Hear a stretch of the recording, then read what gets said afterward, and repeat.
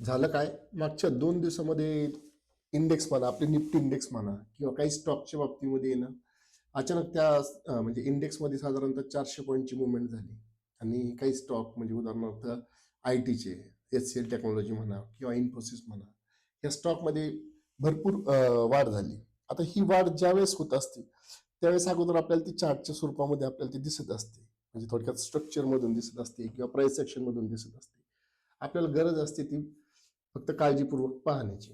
असंच आज म्हणून आज जो व्हिडिओ बनवायचा ठरवलं, तर तो मुद्दाम अशा ह्या हेतून बनवला, की जेणेकरून आपण एखाद्या स्विंग ट्रेडिंगमध्ये म्हणा किंवा इंट्राडेमध्ये म्हणा, एखाद्या स्टॉकमध्ये म्हणा किंवा इंडेक्समध्ये जी काही वाढ होत असते, ती आपल्याला अगोदर कुठेतरी ट्रॅक करता आली पाहिजे. टेल टेक्नॉलॉजीचं जर उदाहरण घ्यायचं म्हणलं, तर पहिली जी काही आपण मगाशी मी तुम्हाला सांगितलं, की आपल्या चार्टवरती जे प्राइस जर वाढणार असेल, एखाद्या स्टॉकची म्हणा किंवा इंडेक्सची, ती आपल्याला अगोदर चार्टमध्ये स्ट्रक्चरच्या रूपामध्ये म्हणा किंवा प्राइस सेक्शनमधून दिसत असते. आता एच-सी-एल टेक्नॉलॉजीच्या बाबतीत जर बोलायचं झालं, तर एच-सी-एल टेक्नॉलॉजीमध्ये जर बऱ्याच दिवसापासून पाहिलं आपण, तर एच-सी-एल टेक्नॉलॉजीचं जे स्ट्रक्चर आहे, ते साधारणतः एक डाऊन ट्रेंडमधलं स्ट्रक्चर होतं. म्हणजे जर इथे जर आपण अभ्यास करायला सुरुवात केली, पाहायला जर सुरुवात केली, तर साधारणतः 7 जुलैपासून स्ट्रक्चर जे आहे हे लो डाऊन ट्रेंडमधलं स्ट्रक्चर आहे. थोडक्यात एक हाय करून इथे एक सिंपल लो बनवलेला आहे. नंतर इथलच्या बाजूला लोअर हाय बनवून पुन्हा एक नवीन फ्रेश लो इथं बनवलेला आहे. पण इथं ज्यावेळेस फ्रेश लो झालेला आहे, याच्यानंतर मार्केटमध्ये एच-सी-एल टेक्नॉलॉजी नवीन लो बनवण्यामध्ये म्हणजे बनवता आलेलं नाही त्याला. आणि मार्केट जे साधारणतः डाऊन ट्रेंडच्या ऐवजी काही दिवस थोडंसं रेंजिंगमध्ये जाऊन ते नंतर अप ट्रेंडच्या दिशेने गेलं. आता अप ट्रेंडमध्ये आल्याच्या नंतर जर आपण स्ट्रक्चर जर बारीक पाहत गेलो, तर इथलची जी बुलिश कॅन्डल आहे, पूर्ण विकली कॅन्डल म्हणतो आपण, पूर्ण 8 दिवस इथं ह्या कॅन्डलनी जे आहे, ते मागचं जे आपलं जे काही बेरिश स्ट्रक्चर होतं, ते पूर्णपणे क्लिअर करून टाकलं. म्हणजे थोडक्यात जे काही बेरिश मुवमेंट होती, ती इथं संपलेली किंवा ते स्ट्रक्चर पूर्णपणे संपलेलं आहे. आणि एच-सी-एल टेक्नॉलॉजीमध्ये थोडक्यात अप ट्रेंडची सुरुवात झालेली होती. आता ही अप ट्रेंडची सुरुवात झाल्याच्या नंतर एच-सी-एल टेक्नॉलॉजीनी साधारणतः याच्यानंतर 1 ते 2 आठवड्यामध्ये इथंच मार्केट याच्यावरती ह्या कॅन्डलच्या वरती सस्टेन झालं थोडक्यात. इथं सस्टेन झाल्यानंतर 10 नोव्हेंबरला साधारणतः इथं आलं. आता याच्यामध्ये जे आपल्याला प्राइसमध्ये चेंजेस जे झालेले आहेत, ते चेंजेस कोणते येतात? उदाहरणार्थ ज्यावेळेस प्राइस इथं डाऊन ट्रेंडमध्ये होती, त्यावेळेस पूर्ण रेड कलरच्या कॅन्डल होत्या. म्हणजे इथं कुठं बायरच नव्हती. तर इथून ज्यावेळेस प्राइसचा हा पहिला फॉल झाला, त्याच्यानंतर इथे एक छोटा पुलबॅक दिला. पुलबॅक म्हणजे रिट्रेस झाली आणि इथून पुन्हा प्राइस खालच्या बाजूला आली. पुन्हा इथून एक रिट्रेस घेऊन पुन्हा खाली आली आणि नंतर जी रिट्रेस झाली, तर ते पूर्ण मागची जी मुवमेंट झालेली होती, हे 5-7 आठवड्यांची, ती पूर्ण मुवमेंट जी ही एकट्या कॅन्डलनी क्लिअर करून टाकली. म्हणजे पूर्ण सगळे सेलर जे होते, ते सेलर सगळे सगळे इथं संपवून टाकले. हे टाकल्याच्या नंतर प्राइस ज्यावेळेस इथं आली, इथून पुन्हा ह्या मुव्हिंग ॲव्हरेजला रेजिस्टन्स घेऊन प्राइसने इथं स्टेबल झाली. इथून खाली 20 SMA सपोर्ट आला आणि सपोर्ट आल्याच्या नंतर प्राइसने पुन्हा इथे एक सपोर्ट घेतला. आता सपोर्ट घेतल्याच्या नंतर ह्या पूर्ण जे आपण पाहू राहिलेले आहेत सध्या, ते ह्या विकली कॅन्डलच आहेत. आता इथं जर आपण डेली कॅन्डल जर बघितली, कारण मी टाइम फ्रेम थोडीशी चेंज करतोय. इथं टाइम फ्रेम चेंज केल्याच्या नंतर साधारणतः 1510च्या आसपास मध्ये इथं पुन्हा मुव्हिंग ॲव्हरेजला कॅन्डलने सपोर्ट घेतला, प्राइसने सपोर्ट घेतला आणि इथे पुन्हा एक बुलिश कॅन्डल झाली. आणि प्राइस जी साधारणतः हे 20 मुव्हिंग ॲव्हरेजच्या वरच्या बाजूला येईल, म्हणजे थोडक्यात 1540 रुपयाच्या आसपास मध्ये क्लोज झाली. आणि इथून पुढे क्लोज झाल्याच्या नंतर प्राइस पूर्णपणे वरच्या बाजूने येत गेली. आता इथं ज्यावेळेस प्राइस वरती जात चालली होती, म्हणजे थोडक्यात 1540 पासून ते साधारणतः 1600च्या आसपास आली होती. 1601-2च्या आसपास आली होती किंवा 6च्या आसपास आली होती. 5-6च्या आसपास आली होती. त्यावेळेस प्राइसमध्ये जसं इथून आपण जे स्ट्रक्चर पाहत होतो, इथं सगळे बेरिश कॅन्डल होत्या. परंतु इथून जसं ट्रेंड चेंज झाला, तर इथं 1-2 ठिकाणी इथं हे आपण रिट्रेसमेंट म्हणू, थोडक्यात प्रॉफिट बुकिंग म्हणू.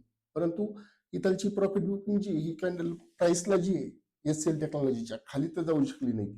इथून पुन्हा ती प्राइस वरच्या बाजूला आली आणि पुन्हा या मुव्हिंग ॲव्हरेजला सपोर्ट घेऊन प्राइसनी पुन्हा वरच्या बाजूला गेली. आता सपोर्ट घेऊन गेल्याच्या नंतर थोडक्यात कालच्या दिवशी, म्हणजे हा आठवडा सुरू झाल्याच्या नंतर ही जर विकली कॅन्डलचा जर आपण अभ्यास करायला सुरुवात केली, जर सपोर्ट बघायला घेतला, तर याचा सपोर्ट जातो 1586च्या आसपास मध्ये. आणि ज्यावेळेस आपण इथं डेली कॅन्डलचा अभ्यास करतो याच्या, तर डेली कॅन्डलचा अभ्यास केल्याच्या नंतर पुन्हा इथून 20 SMA जो सपोर्ट होता, ह्या कॅन्डलला आला 1590च्या आसपास. आता तुम्ही इथं जर कॅन्डल स्टिक जर बारीक पाहिल्यात, तर तुमच्या एक लक्षात येईल की इथपर्यंतच्या ज्या कॅन्डल होत्या खाली डाऊन ट्रेंडमध्ये असताना, तर त्या पूर्ण लाल कलरच्या कॅन्डल होत्या, म्हणजे पूर्ण बेरिश. इथं बाहेर कोणीच नव्हते. पण जसं प्राइसनी स्ट्रक्चर चेंज केलं, प्राइस डाऊन ट्रेंडमधून अप ट्रेंडमध्ये आली. अप ट्रेंडमध्ये आल्याच्या नंतर सगळ्या तुम्हाला इथे ग्रीन कॅन्डल दिसायला सुरू झाल्या. आहेत, रेड कॅन्डल पण आहेत, पण हे सेलिंगच्या कॅन्डल नाही येतात, हे प्रॉफिट बुकिंगच्या कॅन्डल येतात. जसं प्राइस तिथून सपोर्ट घेऊन वरती जात होती, नंतर ह्या इथून एकदा ज्यावेळेस हाय मारून प्राइस इथं आली, पुन्हा 20 SMA सपोर्ट घेतला आणि सपोर्ट घेऊन इथलची ही कॅन्डलची साईज पहा. इथं तुम्हाला कुठं सेलिंगचं प्रेशर कुठंच दिसत नाही. आता इथलच्या बाजूला 1-2 सेलिंग झालेले आहेत, त्याला सेलिंग नाही म्हणणार आपण, ह्याचे जस्ट एक रिट्रेस म्हणू किंवा प्रॉफिट बुकिंग म्हणू. आणि हे झाल्याच्या नंतर कालची मुवमेंट, जी फायनल मुवमेंट झाली, ती साधारणतः कालच्या एका दिवसामध्ये HCL टेक्नॉलॉजीमध्ये साधारणतः 70 ते 76 रुपयाची मुवमेंट आपल्याला अगोदर बघायला भेटली. आता ज्या वेळेस आपण ही चार्टवरती जर पाहिली असती, छोट्या टाइम फ्रेमवरती तुम्हाला रेड आणि ग्रीन कॅन्डल जे आहे ते बऱ्याच वेळा दिसतात. पण ज्यावेळेस तुम्ही मोठ्या टाइम फ्रेमवरती जाता, आता मोठ्या टाइम फ्रेमवरती म्हणजे थोडक्यात वीकली टाइम फ्रेमवरती जाण्याचं कारण काय? तर तिथलचं जे आपल्याला अनालिसिस आहे, त्याला एक थोडक्यात आपण काय म्हणू, एक उदाहरणार्थ डेली कॅन्डल जर म्हटलं तर एका दिवसाचं अनालिसिस होतं त्याच्यामध्ये. पण वीकली कॅन्डल म्हणजे पूर्ण 8-7 दिवसाचा, म्हणजे उदाहरणार्थ 6 बिझनेस डेचं कॅन्डल असते, म्हणजे त्याचं अनालिसिस हे 6 दिवसाचं. म्हणजे थोडक्यात त्याच्यामध्ये कुठेतरी क्वालिटी असते. आणि तुम्हाला दाखवतो मी एशियन पेंट मधलं. एशियन पेंटच्या बाबतीमध्ये पण जसं काल मगाशी आपण HCL टेक्नॉलॉजीचं उदाहरण पाहिलं, सेम तेच उदाहरण, फक्त स्टॉकचं नाव बदललेलं आहे. आता एशियन पेंटच्या बाबतीमध्ये जर पाहिलं तर एशियन पेंटमध्ये देखील इथून जर साधारणतः 1 सप्टेंबर पासून जर बघितलं, तर स्ट्रक्चर जे आहे हे पूर्ण डाऊन स्ट्रक्चर मधलं आहे. नंतर इथून ज्यावेळेस कॅन्डल खाली फॉल सुरू झाला, तर मार्केटचं स्ट्रक्चर साधारणतः हे इथे येऊन मार्केटचा फॉल पूर्ण थांबलेला आहे. पूर्ण ह्या 3 कॅन्डलमध्ये एक विकली 3 कॅन्डलमध्ये इथे येऊन मार्केट थांबलेलं होतं. इथं आल्यानंतर डेली कॅन्डलवरती जर पाहिलं तर प्राइस ऍक्शन जी थोडी थांबलेली होती, किंवा मार्केट स्ट्रक्चर जे हे थोडंसं काही दिवसाकरता रेंजिंग झालं. आता रेंजिंग झाल्याच्या नंतर खाली प्राइसला जायला तर जागाच नव्हती, कारण इथं सपोर्ट घेतलेला होता विकली कॅन्डलने. विकली कॅन्डलने सपोर्ट घेतल्यानंतर जर आपण डेली कॅन्डल पाहायला सुरू केल्या, डेली कॅन्डल पाहायला सुरू केल्याच्या नंतर इथलची जी ही कॅन्डल आहे साधारणतः 15 ऑक्टोबरची, तर ही कॅन्डल पूर्ण बुलिश कॅन्डल झाली. ही एकच कॅन्डल अशी जी मागच्या ही साधारणतः 8 ते 10 दिवसाचं पूर्ण जे काही प्राइस ऍक्शन होती, हे जे सेलर होते, हे पूर्ण सेलर कव्हर ह्या एका कॅन्डलनेच केलेले होते. आता हे केल्याच्या नंतर इथलचं पूर्ण स्ट्रक्चर जे होतं साधारणतः हे इथपासूनचं, उदाहरणार्थ 370-75च्या आसपासचं, आणि इथून प्राइसचं स्ट्रक्चर आपलं पुन्हा चेंज झालेलं होतं. आता ज्या वेळेस प्राइस मध्ये कोणती पण मुवमेंट होत असते, मग ती इंट्राडे मध्ये असेल म्हणा किंवा स्विंग ट्रेडिंग मध्ये असेल, ही आपल्याला प्राइस वरती दिसत असते.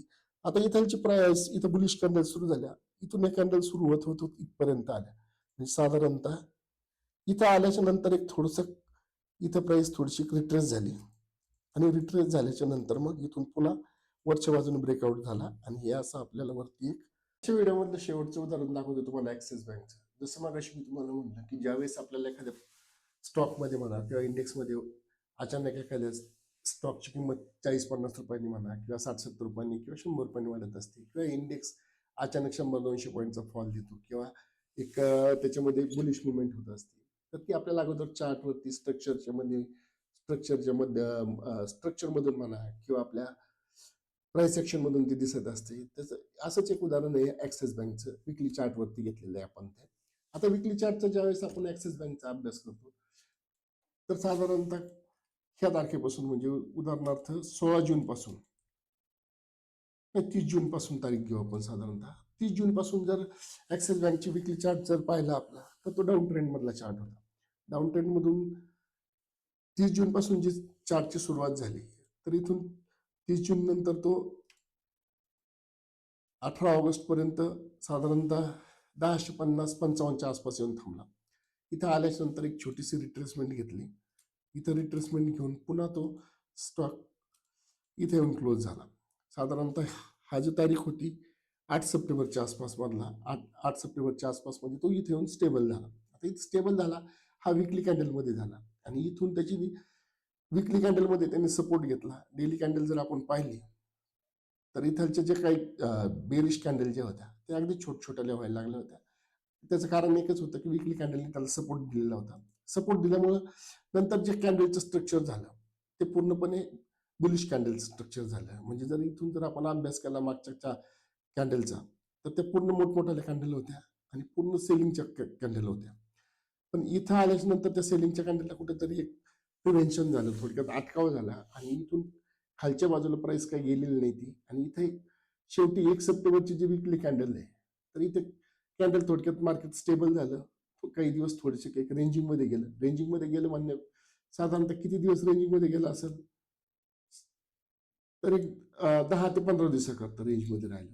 आता या रेंजमध्ये राहिल्याच्या नंतर शेवटी प्राइसने काय केलं, इथून जी मागची प्राइस होती साधारणतः 28 जुलैपासून ते 1 सप्टेंबरची, ही एका कॅन्डलनीच विकली कॅन्डलनी हे पूर्ण सेलर जे जे होते हे इथं एका कॅन्डलनीच कव्हर अप केले. आणि इथून त्याच्यानंतर जे मार्केटचं स्ट्रक्चर झालं हे पूर्ण बुलिश स्ट्रक्चर झालं. मगाशी तुम्हाला HCL टेक्नॉलॉजी म्हणा किंवा एशियन पेंटच्या उदाहरणामध्ये मी तुम्हाला दाखवलं, तिथं तर थोडंसं कॅन्डलमध्ये रिट्रेसमेंट होती किंवा सेलिंग होतं किंवा प्रॉफिट बुकिंग होत होतं. परंतु ॲक्सिस बँकेच्या बाबतीत जर विचार केला तर ॲक्सिस बँकमध्ये इथालचं एक अपवाद वगळता 6 ऑक्टोबरची जी काही विकली कॅन्डल आहे याच्यामध्येच थोडंसं सेलिंगचं प्रेशर आहे. सेलिंगचं प्रेशर म्हणण्यापेक्षा प्रॉफिट बुकिंग आहे. खरं तर आज माझा युट्यूबचा हा पहिलाच व्हिडिओ आहे. मुळात मी माझ्या युट्यूब चॅनलची जी सुरुवात केलेली ते माझ्याकडे असणारं जे काही टेक्निकलचं जे नॉलेज आहे ते मला जास्तीत जास्त लोकांना देण्याच्या हेतूनच ही चॅनलची सुरुवात केलेली आहे. त्याचं कारण असं की ज्यावेळेस मी ट्रेडिंग शिकत होतो, मी पण सुरुवातीचे पहिले 3 ते 4 वर्ष असंच यूट्यूबवरून शेअर मार्केटचे जे काही चॅनल असतील त्याच्यावरून शिकत होतो. पण ते शिकण्यासाठी मला भरपूर वेळ गेला. तसाच तो वेळ तुमचा जाऊ नये म्हणून जर तुमच्यापैकी कोणी नवीन ट्रेडिंग शिकत असेल किंवा मागच्या 1-2 वर्षापासून ट्रेडिंग शिकत असेल आणि तुम्हाला ट्रेडिंग संदर्भात काही जर प्रॉब्लेम येत असेल, टेक्निकलबद्दल म्हणा किंवा चार्टबद्दल काही अडचण येत असेल, तर मी माझा WhatsApp नंबर जो आहे तो तुम्हाला डिस्क्रिप्शनमध्ये त्याची लिंक देतोय आणि स्क्रीनवरती पण तुम्हाला तो नंबर दिसेल. त्या नंबरवरती मला मेसेज करा. 100% मी तुम्हाला तुमचा जो काही प्रॉब्लेम असेल तो सॉल्व्ह करून देईन. किमान त्याचा प्रयत्न तरी करेल.